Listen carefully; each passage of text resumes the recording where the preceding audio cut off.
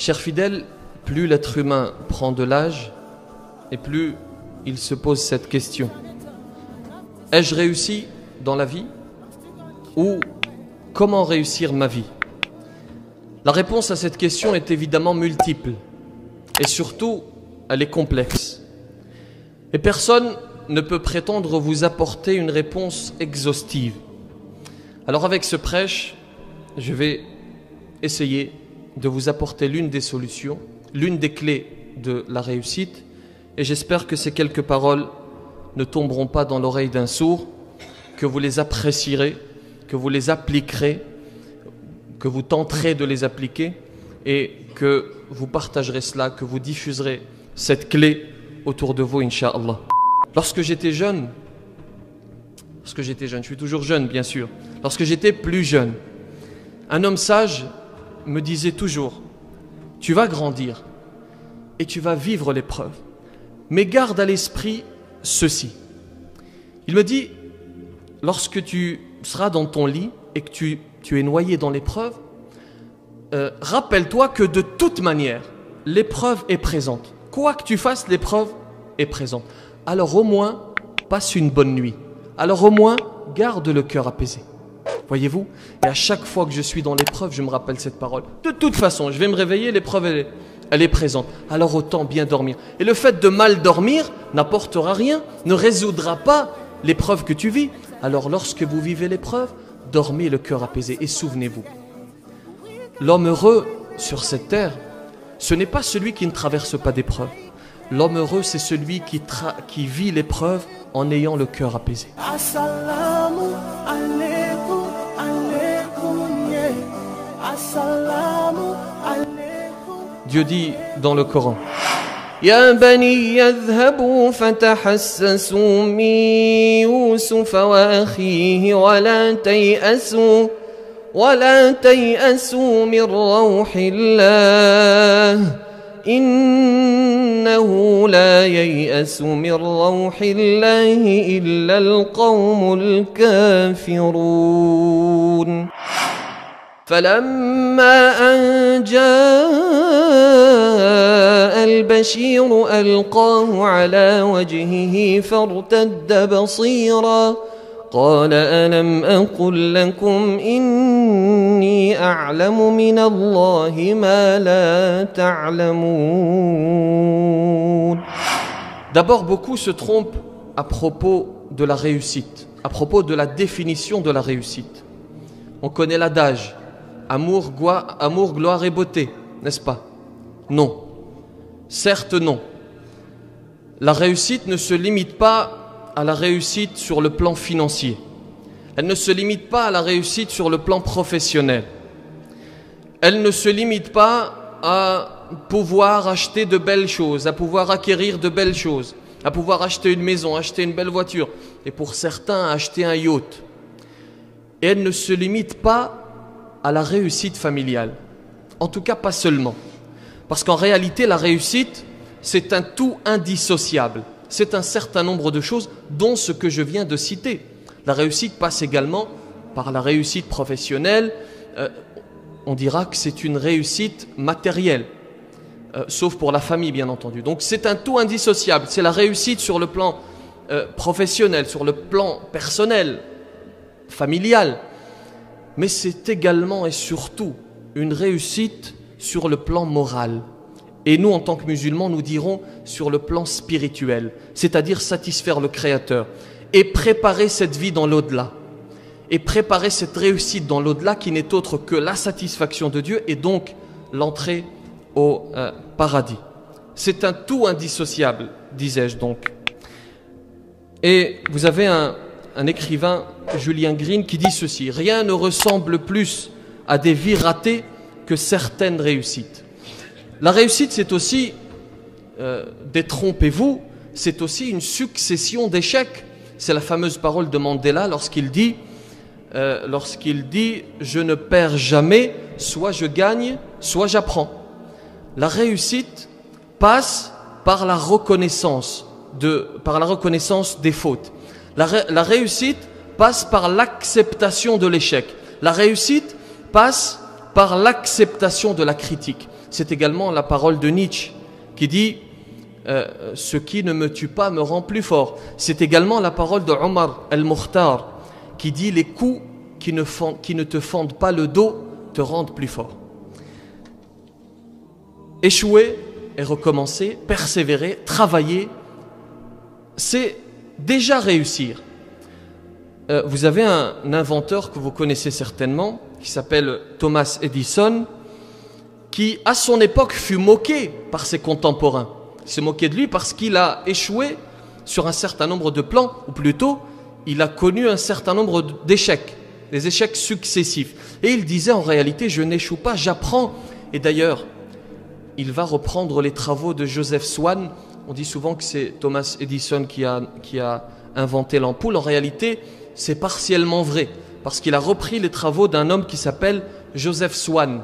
Il a repris ses travaux et cette reprise l'a conduit à concevoir l'ampoule que nous utilisons encore aujourd'hui. Il était, et d'ailleurs c'est le thème de notre prêche du jour, il avait un certain état d'esprit qui est illustré par cette histoire. C'est un homme qui est sur un bateau et ce bateau malheureusement va couler et ils vont tous mourir sauf lui. Il est le seul rescapé. Alors il va rassembler ses dernières forces et gagner la rive. Arrivé sur cette île, arrive sur une île déserte, eh bien évidemment il cherche à survivre. Donc il va chercher autour de lui, se nourrir de plantes, se nourrir de petits animaux, etc. Survivre quelque temps et il va même construire une cabane. Et un jour il va allumer un feu à proximité de la cabane, commencer à préparer son repas et il va faire un tour sur l'île. Et lorsqu'il revient, il constate que le feu a brûlé tout ce qu'il avait construit, toute la cabane qu'il avait édifiée. Et donc, il commence à tomber dans le désespoir. Non seulement il a échoué seul sur cette île, mais en plus il connaît cette difficulté. Il tombe de désespoir et il s'évanouit et il est réveillé quelque temps après par un homme. Il comprend donc qu'il est sauvé, il se réveille, il ouvre les yeux, il voit cet homme devant lui et derrière l'homme, au loin, sur l'océan, il voit un bateau. Il comprend qu'il est sauvé et il demande des explications. Mais comment m'avez-vous trouvé? Et cet homme est surpris par cette question. Cet homme qui est venu sauver lui dit, mais voyons, nous t'avons trouvé parce que tu as allumé un feu qui a dégagé une fumée et nous avons vu cette fumée. Et c'est pour cela que nous sommes venus te sauver. En apparence, il s'agissait d'un échec. Toute sa cabane a brûlé. En apparence, il s'est dit c'est un échec, il est tombé dans le désespoir. Mais en réalité, il s'agissait d'un succès. En réalité, c'est ce qui l'a sauvé. C'est pour cela qu'il faut avoir un certain état d'esprit. C'est ce que l'on appelle l'optimisme. Toujours rester positif. Car oui, l'une des clés de la réussite, c'est cet état d'esprit, l'optimisme. Le pessimiste aura d'immenses difficultés à réussir. Alors définissons les choses.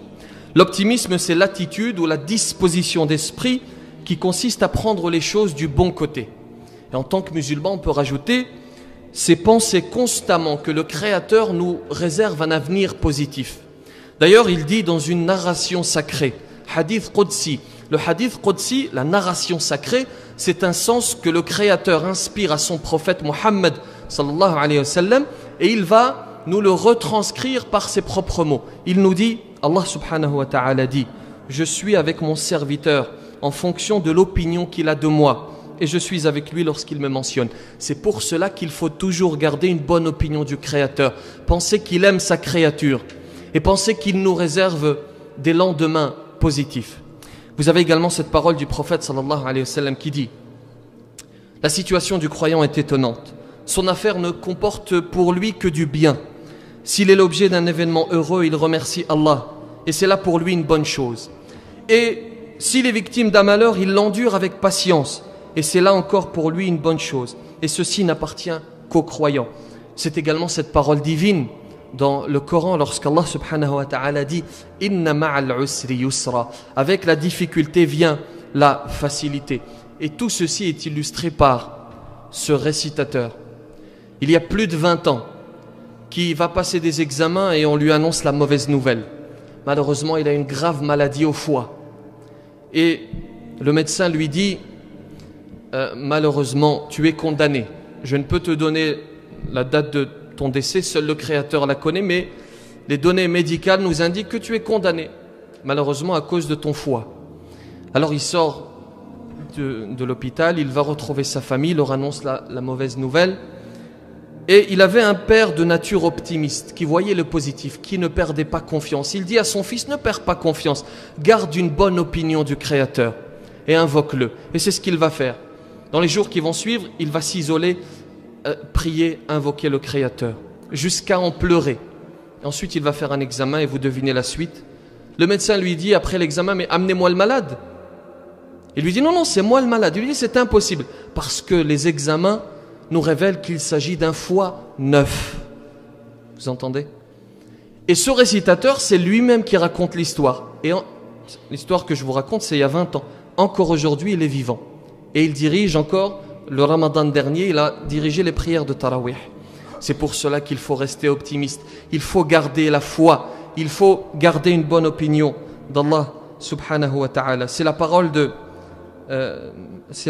d'un certain nombre de prédécesseurs, on va y venir incha'Allah.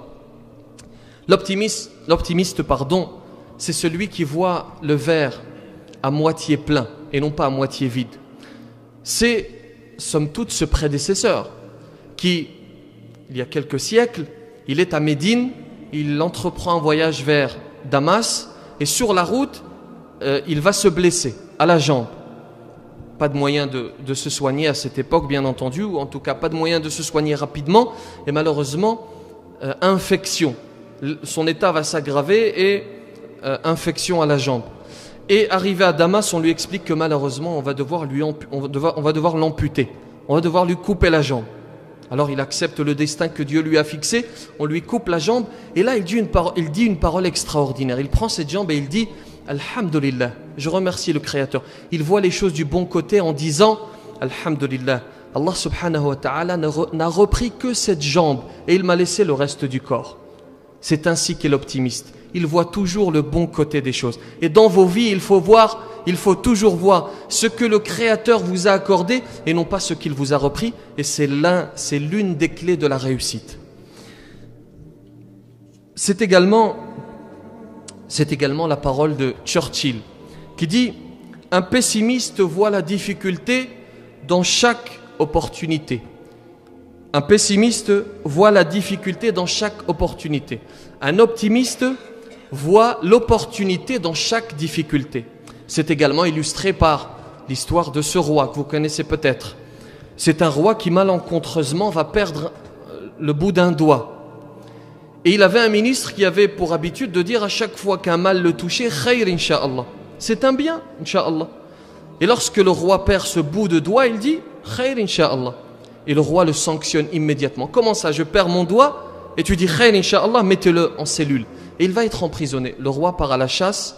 Quelque temps après, il est arrêté par une tribu de cannibales qui vont décider de le sacrifier et de le manger. Et lorsqu'il commence la cérémonie, il constate qu'il lui manque un doigt. Et ils vont dire, tu n'es pas complet, or notre cérémonie exige que l'être humain soit complet, et ils vont le relâcher. Et lui-même, il va aller relâcher le ministre en prison et lui dire, j'ai compris l'optimisme, j'ai compris khayr insha'Allah.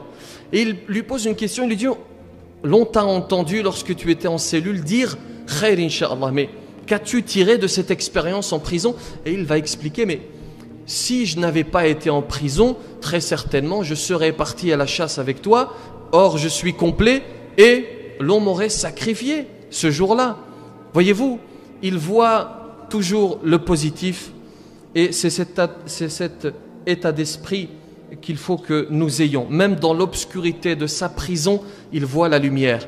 De la même manière, Yusuf alayhi salam, même lorsqu'il est dans l'obscurité, cette apparente obscurité, même lorsqu'il est en prison, il est lumineux, il voit, il arrive à percevoir le bon côté des choses et il remercie le Créateur de l'avoir mis en prison parce que cela lui évite, cette privation de liberté, lui évite de désobéir au Créateur, lui évite de commettre le péché. Chers fidèles, apprenez à développer les hormones du bonheur en étant le plus optimiste possible. Et c'est scientifique. Ce sont la dopamine, l'ocytocine, la sérotonine, l'endorphine. Plus tu es optimiste et plus tu développeras ces hormones et plus tu vivras heureux dans ta vie. Lorsque j'étais jeune, je suis toujours jeune bien sûr, lorsque j'étais plus jeune, un homme sage me disait toujours, tu vas grandir et tu vas vivre l'épreuve, mais garde à l'esprit ceci. Il me dit, lorsque tu seras dans ton lit et que tu es noyé dans l'épreuve, rappelle-toi que de toute manière, l'épreuve est présente. Quoi que tu fasses, l'épreuve est présente. Alors au moins, passe une bonne nuit. Alors au moins, garde le cœur apaisé. Voyez-vous? Et à chaque fois que je suis dans l'épreuve, je me rappelle cette parole. De toute façon, je vais me réveiller, l'épreuve, elle est présente. Alors autant bien dormir. Et le fait de mal dormir n'apportera rien, ne résoudra pas l'épreuve que tu vis. Alors lorsque vous vivez l'épreuve, dormez le cœur apaisé. Et souvenez-vous, l'homme heureux sur cette terre, ce n'est pas celui qui ne traverse pas d'épreuve. L'homme heureux, c'est celui qui vit l'épreuve en ayant le cœur apaisé. Nous avons d'illustres prédécesseurs qui avaient fait de l'optimisme une philosophie de vie. Vous avez par exemple Al-Hajib al-Mansour, qui débute sa vie par une petite carrière. Il est porteur, il porte des objets. Un jour, il est assis avec ses amis, il leur dit « Si je devenais gouverneur, que me demanderiez-vous » Et vous avez deux philosophies en face de lui, deux amis avec deux philosophies différentes, un pessimiste et un optimiste. L'optimiste lui dit « Si jamais tu deviens gouverneur, alors accorde-moi une maison, accorde-moi un salaire pour que je puisse vivre agréablement, accorde-moi un travail. » Et vous avez la vision pessimiste, il lui dit « Si tu deviens gouverneur, manière d'exprimer le fait qu'il n'y croit pas, si tu deviens gouverneur, alors attache-moi sur un âne et puis charge quelqu'un de me frapper et de faire le tour de la ville. » Et Al-Hajib al-Mansour, que vous connaissez peut-être, va gravir les échelons et va finir gouverneur d'Andalousie. Et il va convoquer cette personne et va lui donner une leçon d'optimisme et lui expliquer, vois-tu, j'ai persévéré, j'ai travaillé et j'y suis arrivé finalement. C'est ainsi que nous devons être. Nous devons persévérer jusqu'à y arriver, même si nous échouons. Vous avez le père de Yusuf, alayhi salam, Yaqub, et les exégètes nous rapportent qu'il a patienté pendant 40 ans. L'une des épreuves les plus difficiles dans la vie, c'est la séparation avec un bien-aimé, avec un proche, avec un membre de la famille. Pendant 40 ans, il est séparé de son fils Yusuf, alayhi salam, et pendant 40 ans, il garde espoir, il reste optimiste. Et d'ailleurs, ce témoignage est rapporté dans le Coran lorsque Dieu dit, c'est le verset que j'ai cité en préambule, lorsque Dieu dit « La tayasu min rawhillah » ne désespérez pas de la miséricorde d'Allah. Vous avez un très bel exemple dans l'histoire de Moussa alayhi salam, lorsqu'il est face à l'océan et que les armées de Pharaon sont derrière lui et que même celles et ceux qui accompagnent Moussa perdent la foi. Et ce témoignage est rapporté dans le Coran. Inna la mudrakoun. Nous allons être rejoints. Pharaon est à quelques lieues d'ici. Et Moussa de répondre Kalla, inna ma'iya rabbi sayahdin. Jamais mon Créateur est avec moi, il me guidera. Et effectivement, face à cet apparent indépassable, il va y avoir une solution. Il va fendre la mer et il va traverser. Et d'ailleurs, c'est Pharaon qui va périr. Nous devons nous inspirer de nos illustres prédécesseurs. Nous devons nous inspirer de nos prophètes. C'est pour cela qu'il faut avoir le même état d'esprit, rester positif. Et se dire qu'à partir du moment où Moussa alayhi salam a réussi à traverser cet océan, alors tout est possible. Vous avez enfin le meilleur exemple, celui de Muhammad sallallahu alayhi wa sallam, qui est récité très souvent, et on terminera par ces quelques exemples, qui récitait très souvent il se peut que vous détestiez quelque chose et pourtant c'est un bien pour vous. Lorsqu'il va apporter ce message de paix à la ville de Taif, une ville à peu près 100 km de la Mecque, il va apporter ce message de paix et d'amour et il est accueilli malheureusement par les pierres, il est accueilli par la haine et il va sortir de cette ville humilié. Et regardez ce qu'il va faire. Dans un premier temps, il va faire preuve de miséricorde, puisque les anges de la montagne, l'ange de la montagne va lui dire, si tu veux te venger, nous écrasons la ville. Et il va dire, non, je ne suis pas là pour me venger. Et ensuite, il va faire preuve d'optimisme et il va dire, j'espère que leur descendance sera pieuse. Et effectivement, son optimisme a payé, puisqu'aujourd'hui, At-Ta'if est une ville dans laquelle il y a des croyants. ou alors lorsqu'il est avec son compagnon Abu Bakr, qu'il quitte la Mecque pour aller vers Médine, qu'ils sont rejoints par les ennemis alors qu'ils sont cachés dans une fosse. Ce n'est même pas une grotte, c'est une fosse. Ils sont dans cet endroit et très exigu, et Abu Bakr, alors qu'il est Abu Bakr, à un moment donné, il va commencer à perdre cet optimisme. Le pessimisme va gagner son cœur. Et il va dire à Muhammad sallallahu alayhi wa sallam, mais si l'un d'entre eux regarde à ses pieds, il va nous voir. Et le prophète sallallahu alayhi wa sallam a le cœur plein d'optimisme. Et il dit, La tahzan, inna Allah ma'ana. Ne t'attriste pas, Allah est avec nous. Et cette fameuse phrase, Ma dhannuka bithnayn, Allahu thalithuhuma. Que penses-tu de deux personnes accompagnées d'une troisième, entre guillemets, qui est Allah subhanahu wa ta'ala? Ne perdez jamais espoir, ne perdons jamais espoir. Restons toujours positifs. Et gardez ceci en tête, la vie commence toujours demain. Quels que soient vos échecs, quelles que soient vos erreurs, vous pouvez toujours recommencer. Et vous pouvez toujours travailler, persévérer, rester optimiste, sans aucun doute, vous réussirez.